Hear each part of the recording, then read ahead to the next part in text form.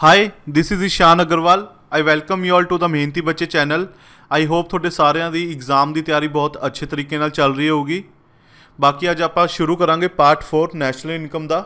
ਜੋ ਸਟੂਡੈਂਟਸ ਨੇ ਹਜੇ ਤੱਕ ਪਾਰਟ 1 ਤੋਂ ਲੈ ਕੇ ਪਾਰਟ 3 ਨਹੀਂ ਦੇਖਿਆ ਤਾਂ ਮੇਰੀ ਉਹਨਾਂ ਤੋਂ ਰਿਕੁਐਸਟ ਹੈ ਕਿ ਤੁਸੀਂ ਜ਼ਰੂਰ ਦੇਖੋ, ਕਿਉਂਕਿ ਉਹ ਬਹੁਤ ਹੀ ਇੰਪੋਰਟੈਂਟ ਵੀਡੀਓਜ਼ ਹੈ ਜੋ ਕਿ ਤੁਹਾਡੇ ਐਗਜ਼ਾਮ ਦੇ ਵਿੱਚ ਬਹੁਤ ਹੈਲਪ ਕਰਨਗੀਆਂ ਤੁਹਾਨੂੰ ਇਕਨੋਮਿਕਸ ਦੇ ਕੁਐਸਚਨ ਨੂੰ ਸੋਲਵ ਕਰਨ ਲਈ। ਬਾਕੀ ਅੱਜ ਦਾ ਲੈਕਚਰ ਵੀ ਕਾਫੀ ਇੰਪੋਰਟੈਂਟ ਹੈ। ਆਪਾਂ ਅੱਜ ਦੇਖਦੇ ਹਾਂ ਕਿ ਆਪਣੇ ਅੱਜ ਦੇ ਲੈਕਚਰ 'ਚ ਆਪਾਂ ਕੀ ਕੁਝ ਪੜਾਂਗੇ।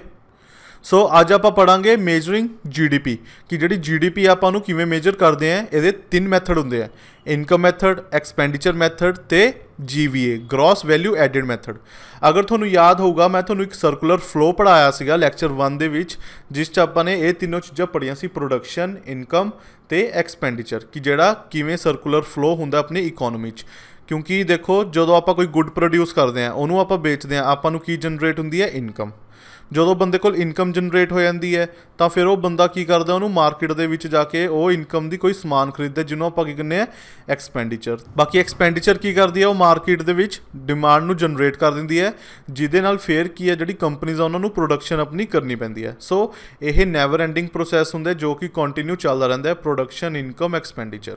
ਸੋ ਇਹੀ 3 ਮੈਥਡ ਦੇ ਦੁਆਰਾ ਹੀ GDP ਕੈਲਕੂਲੇਟ ਕੀਤੀ ਜਾਂਦੀ ਹੈ।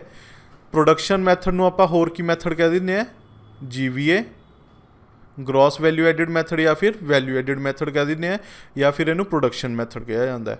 ਬਾਕੀ ਇੱਕ ਮੈਥਡ ਹੋਰ ਕਿਹੜਾ ਹੁੰਦਾ GDP ਨੂੰ ਕੈਲਕੂਲੇਟ ਕਰਨ ਦਾ, ਇਨਕਮ ਮੈਥਡ, ਤੇ ਇੱਕ ਹੋਰ ਕਿਹੜਾ ਹੁੰਦਾ ਐਕਸਪੈਂਡੀਚਰ ਮੈਥਡ। ਸੋ ਇੱਕ ਇੱਕ ਕਰਕੇ ਆਪਾਂ ਅੱਜ ਇਹ ਤਿੰਨੋਂ ਮੈਥਡ ਨੂੰ ਡਿਸਕਸ ਕਰਾਂਗੇ ਕਿ ਕਿਵੇਂ ਆਪਾਂ ਇਹਨਾਂ ਦੇ ਮੈਥਡ ਦੇ ਥਰੂ ਆਪਣੀ ਜੋ ਵੀ GDP ਆਪਾਂ ਨੂੰ ਕਿਵੇਂ ਕੈਲਕੂਲੇਟ ਕਰਦੇ ਹਾਂ।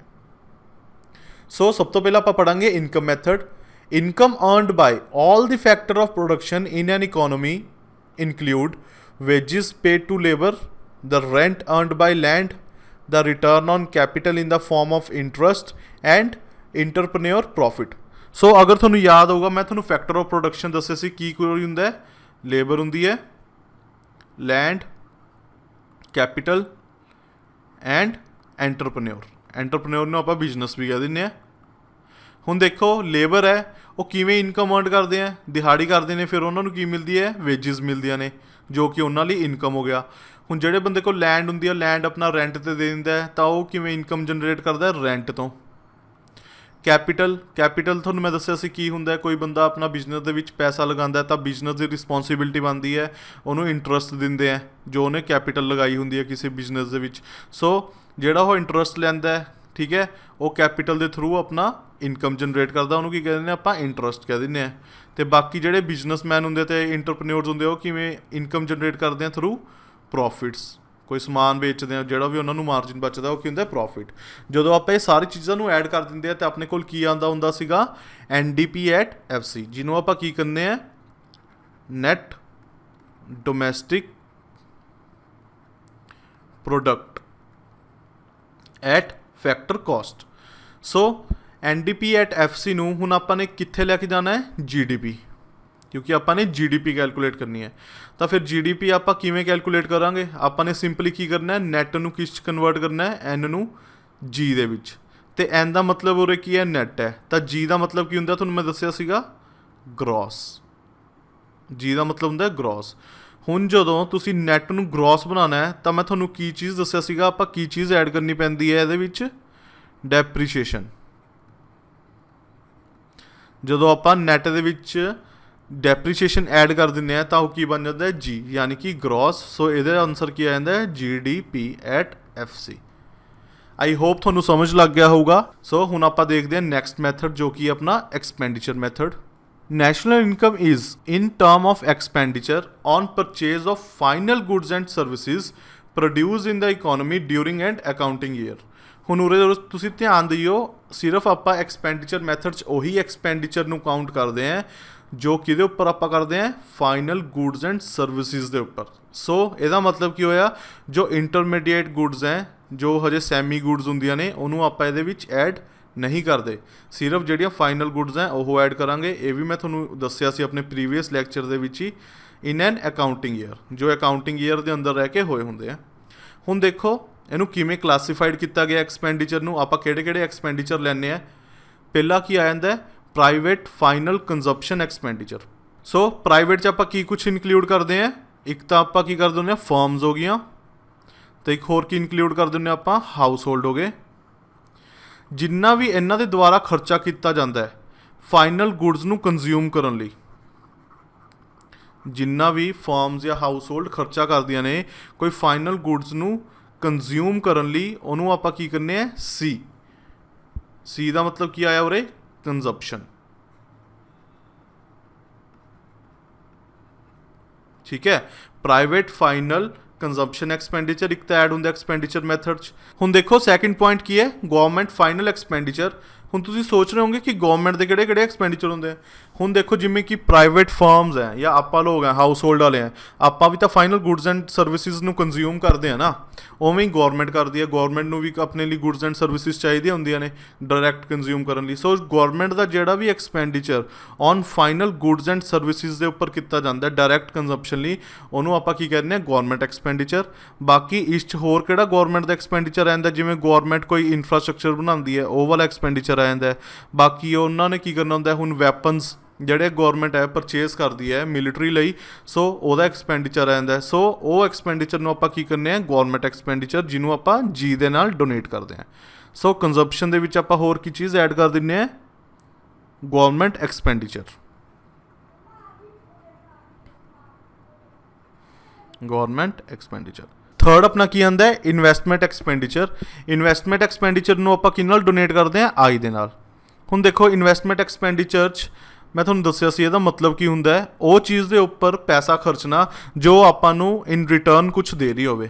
ਹੁਣ ਜਿਵੇਂ ਤੁਹਾਡਾ ਕੋਈ ਬਿਜ਼ਨਸ ਹੈ, ਤੁਹਾਡੀ ਫੈਕਟਰੀ ਹੈ, ਹੁਣ ਤੁਸੀਂ ਆਪਣੀ ਫੈਕਟਰੀ 'ਚ ਕੋਈ ਮਸ਼ੀਨ ਖਰੀਦਦੇ ਹੋ 5-6 ਲੱਖ ਦੀ, ਤਾਂ ਤੁਹਾਨੂੰ ਮਸ਼ੀਨ ਇਨਕਮ ਜਨਰੇਟ ਕਰਕੇ ਦੇ ਰਹੀ ਹੈ ਨਾ, ਉਹ ਮਸ਼ੀਨ ਨੂੰ ਖਰੀਦਣ ਦਾ ਜਿਹੜਾ ਤੁਹਾਡਾ ਖਰਚਾ ਆਇਆ ਉਹਨੂੰ ਤੁਸੀਂ ਕੀ ਕਹੋਗੇ, ਇਨਵੈਸਟਮੈਂਟ। ਹੁਣ ਜਿਵੇਂ ਬਿਜ਼ਨਸ ਨੇ ਕੀ ਕੀਤਾ, ਮਸ਼ੀਨ ਪਰਚੇਸ ਕਰ ਲਈ, ਉਹਨੂੰ ਆਪਾਂ ਇਨਵੈਸਟਮੈਂਟ ਕਰਤਾ। ਹੁਣ ਹਾਊਸ ਹੋਲਡ ਲਈ ਇਨਵੈਸਟਮੈਂਟ ਕੀ ਹੋਈ, ਹਾਊਸ ਹੋਲਡ ਦੇ ਬੰਦਿਆਂ ਨੇ ਕੀ ਕੀਤਾ, ਕੋਈ ਘਰ ਪਰਚੇਸ ਕਰ ਲਿਆ, ਹਾਊਸ ਪਰਚੇਸ ਕਰ ਲਿਆ, ਤਾਂ ਉਹਨਾਂ ਲਈ ਕੀ ਹੋ ਗਿਆ, ਉਹ ਇਨਵੈਸਟਮੈਂਟ ਹੋ ਗਿਆ। ਸੋ ਇਨਵੈਸਟਮੈਂਟ ਆਪਣਾ ਕੀ ਹੁੰਦਾ ਹੈ, ਜਾਂ ਬਿਜ਼ਨਸ ਲਈ ਇਨਵੈਸਟਮੈਂਟ ਕੀ ਹੋ ਜਾਂਦਾ ਹੈ, ਅਗਰ ਉਹ ਕੋਈ ਮਸ਼ੀਨ ਵਗੈਰਾ ਪਰਚੇਸ ਕਰਦੇ ਆ ਆਪਣੀ ਫਰਦਰ ਇਨਕਮ ਜਨਰੇਟ ਕਰਨ ਲਈ। ਤੇ ਬਾਕੀ ਘਰ ਦੇ ਲੋਕਾਂ ਲਈ ਇਨਵੈਸਟਮੈਂਟ ਦਾ ਮਤਲਬ ਕੀ ਹੋ ਗਿਆ, ਕੋਈ ਉਹ ਪ੍ਰੋਪਰਟੀ ਖਰੀਦ ਲੈਂਦੇ ਆਪਣੇ ਰਹਿਣ ਰੂਣ ਲਈ, ਤਾਂ ਉਹਨੂੰ ਆਪਾਂ ਇਨਵੈਸਟਮੈਂਟ ਐਕਸਪੈਂਡੀਚਰ ਕਹਿ ਦਿੰਦੇ ਆ। ਸੋ ਇੱਕ ਤਾਂ ਇਹ ਐਡ ਹੋ ਗਿਆ ਉਰੇ। ਹੁਣ ਲਾਸਟ ਕੀ ਆਉਂਦਾ, ਨੈਟ ਐਕਸਪੋਰਟ ਮਾਈਨਸ ਇੰਪੋਰਟ। ਸੋ ਨੈਟ ਐਕਸਪੋਰਟ ਤੇ ਮਾਈਨਸ ਇੰਪੋਰਟ ਆਪਾਂ ਕਿਉਂ ਐਡ ਕਰਦੇ ਹਾਂ, ਹੁਣ ਦੇਖੋ ਜਦੋਂ ਆਪਾਂ GDP ਕੈਲਕੂਲੇਟ ਕਰਦੇ ਹੁੰਦੇ ਹਾਂ, GDP ਦਾ ਮਤਲਬ ਕੀ ਹੁੰਦਾ ਹੈ, ਗ੍ਰੋਸ ਡੋਮੈਸਟਿਕ ਪ੍ਰੋਡਕਟ। ਡੋਮੈਸਟਿਕ ਦੇ ਵਿੱਚ ਆਪਾਂ, ਮੈਂ ਤੁਹਾਨੂੰ ਦੱਸਿਆ ਸੀਗਾ ਕੀ ਕੁਛ ਇਨਕਲੂਡ ਕਰਦੇ ਆ, ਜੋ ਚੀਜ਼ਾਂ ਇੰਡੀਆ ਦੇ ਵਿੱਚ ਪ੍ਰੋਡਿਊਸ ਹੋਈਆਂ ਹੁੰਦੀਆਂ ਨੇ ਜਾਂ ਫਿਰ ਇੰਡੀਆ ਦੇ ਵਿੱਚ ਰਹਿ ਕੇ ਜੋ ਆਪਾਂ ਇਨਕਮ ਜਨਰੇਟ ਕਰਦੇ ਹਾਂ। ਹੁਣ ਕੀ ਹੈ, ਆਪਾਂ ਐਕਸਪੋਰਟ ਨੂੰ ਕੀ ਕਰਦੇ ਹਾਂ, ਪਲੱਸ ਕਰ ਲੈਂਦੇ ਹਾਂ, ਤੇ ਇੰਪੋਰਟ ਨੂੰ ਮਾਈਨਸ ਕਰ ਦਿੰਦੇ ਹਾਂ। ਹੁਣ ਐਕਸਪੋਰਟ ਨੂੰ ਪਲੱਸ ਕਿਉਂ ਕਰਦੇ ਹਾਂ, ਹੁਣ ਦੇਖੋ ਆਪਾਂ ਇੰਡੀਆ 'ਚ ਕੋਈ ਚੀਜ਼ ਪ੍ਰੋਡਿਊਸ ਕਰਦੇ ਹਾਂ, ਉਹਨੂੰ ਆਪਾਂ ਕੋਈ ਫੋਰਨ ਕੰਟਰੀ ਨੂੰ ਵੇਚ ਦਿੰਦੇ ਹਾਂ, ਤਾਂ ਇਨਕਮ ਕਿਹਦੀ ਹੋਈ, ਇੰਡੀਆ ਦੀ ਹੋਈ ਨਾ। ਸੋ ਆਪਾਂ ਇੰਡੀਆ ਦੀ ਇਨਕਮ ਨੂੰ ਜਨਰੇਟ ਕਰ ਲਿਆ ਫੋਰਨ 'ਚ ਕੋਈ ਚੀਜ਼ ਨੂੰ ਵੇਚ ਕੇ, ਠੀਕ ਹੈ, ਤਾਂ ਫਿਰ ਇੰਡੀਆ ਦੀ ਉਹ GDP ਦਾ ਪਾਰਟ ਹੋਇਆ, ਮੈਂ ਤੁਹਾਨੂੰ ਪਹਿਲਾਂ ਵੀ ਦੱਸਿਆ ਸੀਗਾ। ਬਾਕੀ ਇੰਪੋਰਟ ਨੂੰ ਮਾਈਨਸ ਕਿਉਂ ਕਰਦੇ ਆ, ਇੰਪੋਰਟ ਨੂੰ ਇਸ ਲਈ ਮਾਈਨਸ ਕਰਦੇ ਆ ਕਿਉਂਕਿ ਉਹ ਜਿਹੜੀ ਚੀਜ਼ ਹੁੰਦੀ ਹੈ ਉਹ ਕਿਸੇ ਹੋਰ ਕੰਟਰੀ 'ਚ ਬਣੀ ਹੁੰਦੀ ਹੈ ਤੇ ਇੰਡੀਆ ਦੇ ਵਿੱਚ ਆ ਕੇ ਵਿਕਦੀ ਹੈ। ਸੋ ਉਹ ਇਨਕਮ ਕਿੰਨਾ ਦੀ ਹੁੰਦੀ ਹੈ, ਉਹ ਸਾਹਮਣੇ ਵਾਲੇ ਕੰਟਰੀ ਦੀ ਹੁੰਦੀ ਹੈ, ਇਸ ਲਈ ਆਪਾਂ ਉਹਨਾਂ ਨੂੰ ਕੀ ਕਰ ਦਿੰਦੇ ਹਾਂ, ਲੈਸ ਕਰ ਦਿੰਦੇ ਹਾਂ, ਤਾਂ ਕਿ ਆਪਣੇ ਕੋਲ ਸਿਰਫ ਡੋਮੈਸਟਿਕ ਇਨਕਮ ਰਵੇ। ਸੋ ਆਪਾਂ ਇਹਨੂੰ ਕੀ ਲਿਖ ਦਿੰਦੇ ਹੁੰਦੇ ਹਾਂ, ਨੈਟ ਐਕਸਪੋਰਟ। ਕੀ ਲਿਖਦੇ ਇਹਨੂੰ ਆਪਾਂ, ਨੈਟ ਐਕਸਪੋਰਟ। ਸੋ ਜਦੋਂ ਇਹ ਚਾਰ ਚੀਜ਼ਾਂ ਐਡ ਕਰ ਲੈਂਦੇ ਆ, ਇੱਕ ਤਾਂ ਕੰਜ਼ੰਪਸ਼ਨ ਹੋ ਗਿਆ ਫਾਈਨਲ ਗੁਡਸ ਐਂਡ ਸਰਵਿਸਿਜ਼ ਦੇ ਉੱਪਰ, ਗਵਰਨਮੈਂਟ ਦੇ ਐਕਸਪੈਂਡੀਚਰ ਹੋ ਗਏ, ਠੀਕ ਹੈ, ਸੈਲਰੀ ਵਗੈਰਾ ਦਿੰਦੀਆਂ ਨੇ ਆਪਣੇ ਇੰਪਲੋਇਜ਼ ਨੂੰ, ਜਾਂ ਫਿਰ ਜੋ ਵੀ ਮਿਲਟਰੀ ਦਾ ਸਮਾਨ ਖਰੀਦਦੀਆਂ ਨੇ ਜਾਂ ਇਨਫਰਾਸਟਰਕਚਰ ਦੇ ਉੱਪਰ ਇਨਵੈਸਟ ਕਰਦੀਆਂ ਨੇ, ਠੀਕ ਹੈ, ਉਹ ਸਾਰਾ ਕੁਝ ਇਨਕਲੂਡ ਹੋ ਜਾਂਦਾ ਗਵਰਨਮੈਂਟ ਐਕਸਪੈਂਡੀਚਰ। ਇਨਵੈਸਟਮੈਂਟ ਐਕਸਪੈਂਡੀਚਰ 'ਚ ਕੀ ਹੁੰਦਾ, ਜਿਵੇਂ ਪ੍ਰਾਈਵੇਟ ਫਰਮਸ ਹੈ ਉਹ ਕੋਈ ਮਸ਼ੀਨ ਵਗੈਰਾ ਖਰੀਦ ਲੈਂਦੀ ਹੈ, ਐਸੈਟ ਖਰੀਦ ਲੈਂਦੇ ਆਪਣੇ ਬਿਜ਼ਨਸ ਲਈ। ਬਾਕੀ ਘਰ ਦੇ ਬੰਦੇ ਕੋਈ ਘਰ ਵਗੈਰਾ ਖਰੀਦ ਲੈਂਦੇ ਆ, ਕੋਈ ਜਗ੍ਹਾ 'ਚ ਇਨਵੈਸਟ ਕਰ ਦਿੰਦੇ ਆ ਪ੍ਰੋਪਰਟੀ 'ਚ, ਉਹ ਐਡ ਕਰ ਲਿਆ। ਬਾਕੀ ਨੈਟ ਐਕਸਪੋਰਟ, ਜਿੰਨੇ ਐਕਸਪੋਰਟ ਆਪਾਂ ਨੇ ਕੀਤੇ ਹੁੰਦੇ ਆ ਉਹਨਾਂ 'ਚੋਂ ਇੰਪੋਰਟ ਮਾਈਨਸ ਕਰ ਦਿੰਦੇ ਆ, ਆਪਣੇ ਕੋਲ ਕੀ ਆਉਂਦਾ, ਨੈਟ ਐਕਸਪੋਰਟ। ਇਹ ਚਾਰਾਂ ਨੂੰ ਜਦੋਂ ਆਪਾਂ ਕੰਬਾਈਨ ਕਰ ਲੈਂਦੇ ਆ, ਆਪਣੇ ਕੋਲ ਕੀ ਨਿਕਲਦਾ, GDP। ਆਪਣੇ ਕੋਲ ਕੀ ਨਿਕਲ ਆਉਂਦਾ, GDP, ਕਿ ਇੰਡੀਆ ਦੀ ਟੋਟਲ GDP ਕੀ ਹੈ, ਜਿਹਨੂੰ ਆਪਾਂ ਨੇ ਕੈਲਕੂਲੇਟ ਕਿਵੇਂ ਕੀਤਾ, ਥਰੂ ਐਕਸਪੈਂਡੀਚਰ ਮੈਥਡ ਦੇ ਨਾਲ, through expenditure method. So I hope ਤੁਹਾਨੂੰ ਐਕਸਪੈਂਡੀਚਰ ਮੈਥਡ ਅੱਛੇ ਤਰੀਕੇ ਨਾਲ ਸਮਝ ਲੱਗ ਗਿਆ ਹੋਊਗਾ। बाकी हुण आपां नैक्सट मैथड पढ़ते हैं जो कि अपना gross value added method. Gross value added is the output of the country less the intermediate consumption. So जदों आपां टोटल आउटपुट चों आपां इंटरमीडिएट कंजप्शन माइनस कर दिंदे अपने कोल की आंदा है GVA, जिन्हों आपां की करने ग्रॉस वैल्यू एडिड या फिर वैल्यू एडिड मैथड।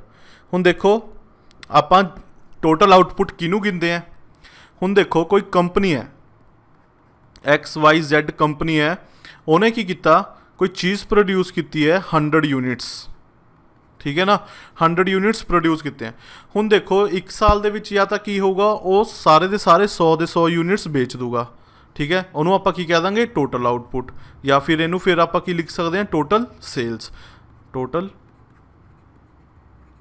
सेल्स अगर वो 100 दे 100 यूनिट बेच दिंदा जिन्ने उन्हें बनाया। बाकी अगर और 100 दे 100 यूनिट वो नहीं बेच पाता तो की करूँगा, हुण सपोज करो उन्हें 80 यूनिट की करते सोल्ड करते, बाकी पिछे किन्ने बचे 20 यूनिट।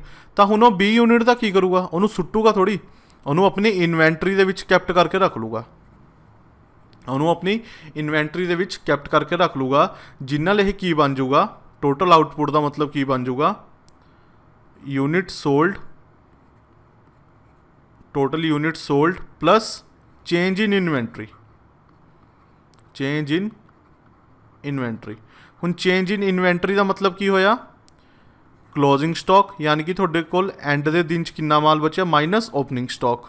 सो जेडी वो वैल्यू आती है उन्होंने आपां की कह दिंदे हैं चेंज इन इन्वेंटरी। हुण क्योंकि देखो ईयर दे शुरुआत सपोज करो थोड़ी इन्वेंटरी च ऑलरेडी 50 गुड्स सीगियां, हुण उन्होंने साल च की किया 100 गुड्स होर बना लियां, 100 चों की होया 80 बेचतियां, तो बाकी जिहड़ी उहदे कोल 20 बचियां वो अपनी इन्वेंटरी दे विच ऐड कर लूगा ना। सो उहदी क्लोजिंग इन्वेंटरी कितनी होगी 50 + 20 = 70। हुण जदों क्लोजिंग चों ओपनिंग माइनस कर दूगा, यानी कि 70 चों अगर वो 50 माइनस कर दूगा तो उहदे कोल की आ जाऊगा चेंज इन इन्वेंटरी, कि पूरे साल च इन्वेंटरी च कितना चेंज आया 20 का। वो भी क्यों, क्योंकि उन्हें 100 गुड्स बनाइया सी जिस चों 80 बिक गई तो 20 पईयां दियां पईयां रह गई, लेकिन उन्हें प्रोडक्शन तो की ना, आउटपुट तो जनरेट होया। सो इसलिए आपां उहनूं भी ऐड करांगे unit sold plus change in inventory = total output हुंदा है। इस चों हुण आपां माइनस की कर दिंदे टोटल आउटपुट चों इंटरमीडिएट कंजप्शन। हुण इंटरमीडिएट कंजप्शन की हुंदा है तुहानूं मैं एग्जांपल दे नाल समझाना। हुण देखो इंटरमीडिएट कंजप्शन की हुंदा है, कोई थोने हुण जिवें जिहड़ी आउटपुट बनाई सीगी उहदे विच जो भी गुड्स आपां होर यूज़ कीतियां ने उहनां नूं माइनस कर दांगे, क्योंकि जिहड़ी टोटल आउटपुट हुंदी है उहदे विच ऑलरेडी जिहड़ी आपां गुड्स उहनूं बनाउण लई यूज़ कीतियां उहदी वैल्यू भी तो ऐड हो ही जाती है ना। इहदी आपां एग्जांपल लैंदे हां, सपोज करो कोई बेकरी शॉप है, ठीक है, उन्हें की किया उन्हें 100 रुपीज़ का तो लिता मिल्क, 100 रुपीज़ का की लिता मिल्क, बाकी उन्हें शुगर लिती 50 रुपीज़ की, ठीक है, बाकी उन्हें XYZ होर मटीरियल लिता जो किन्ना सीगा 80 रुपीज़ का। हुण उन्हें जो ये सारा मटीरियल नूं आपस च ऐड किया तो उन्हें की जनरेट किए बिस्किट्स जनरेट किए, ठीक है, तो उन्होंने वो वैल्यू कितनी रखती, सपोज करो वो वैल्यू उन्होंने की रखती 500। उन्हें की किया उन्हें मिल्क लिता 100 रुपये का, शुगर लिती 50 रुपये की, तो कोई XYZ मटीरियल लिता जो कि बिस्कुट बनाने च यूज़ होंदा है 80 रुपीज़ का।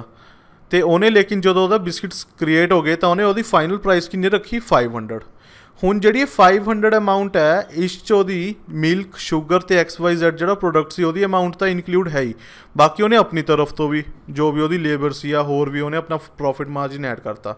हुण अपने लिए टोटल आउटपुट की होया, टोटल आउटपुट की होया अपना 500, टोटल आउटपुट की होया 500 लैस की कर देंगे इंटरमीडिएट कंजप्शन। इंटरमीडिएट कंजप्शन अपनी की हुई इनू बनाने लिए मिल्क शुगर तो XYZ प्रोडक्ट, यदी की वैल्यू बनी 100 50 150 150 दे विच 80 ऐड करांगे तो अपने कोल कितनी वैल्यू बची है 230। जो आपां 230 लैस करता है जो कि है इंटरमीडिएट कंजप्शन, अपने कोल पिछे कितनी वैल्यू बची 270। सो जिहड़ा 270 है ये अपने कोल की आ गया GVA gross value added.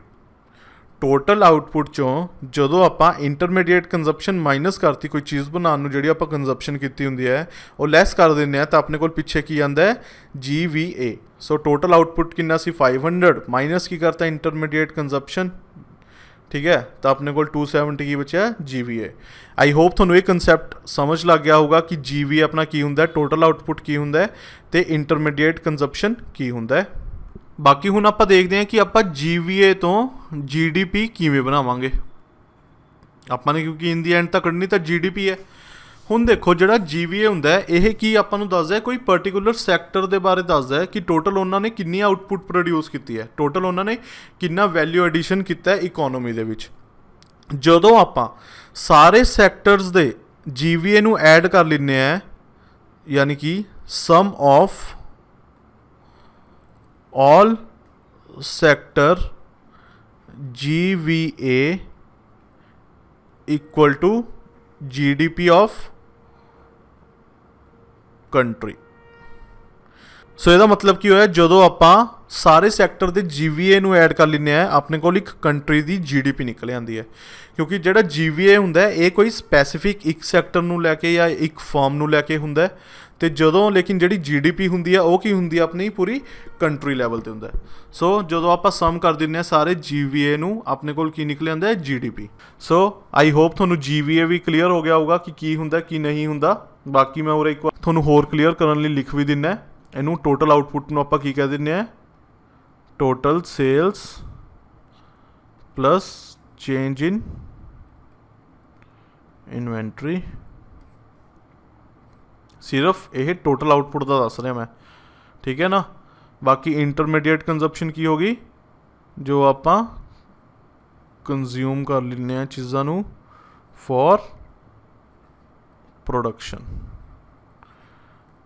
Consume for final production ਲਿਖ ਲਓ। ਕੋਈ ਫਾਈਨਲ ਪ੍ਰੋਡਕਟ ਨੂੰ ਪ੍ਰੋਡਿਊਸ ਕਰਨ ਵਕਤ ਜੋ ਆਪਾਂ ਚੀਜ਼ਾਂ ਨੂੰ ਕੰਜ਼ਿਊਮ ਕਰਦੇ ਹਾਂ ਉਹਨੂੰ ਕੀ ਲਿਖ ਦਿੰਦੇ ਆਪਾਂ, ਇੰਟਰਮੀਡੀਏਟ ਕੰਜ਼ੰਪਸ਼ਨ। ਸੋ ਅੱਜ ਲਈ ਇੰਨਾ ਹੀ। ਆਈ ਹੋਪ ਤੁਹਾਡੇ ਸਾਰੇ ਕਨਸੈਪਟਸ ਕਲੀਅਰ ਹੋ ਗਏ ਹੋਣਗੇ ਜੋ ਵੀ ਆਪਾਂ ਨੇ ਅੱਜ ਦੀ ਵੀਡੀਓ ਦੇ ਵਿੱਚ ਡਿਸਕਸ ਕੀਤੇ ਹੈ। ਬਾਕੀ ਜੋ ਸਟੂਡੈਂਟਸ ਹਜੇ ਨਵੇਂ ਹੈ ਜੋ ਅੱਜ ਹੀ ਡਾਇਰੈਕਟ ਇਹ ਵੀਡੀਓ ਦੇਖ ਰਹੇ ਹੈ, ਮੇਰੀ ਇੱਕ ਵਾਰ ਰਿਕੁਐਸਟ ਹੈ ਕਿ ਤੁਸੀਂ ਫਸਟ 3 ਪਾਰਟਸ ਜ਼ਰੂਰ ਦੇਖਿਓ।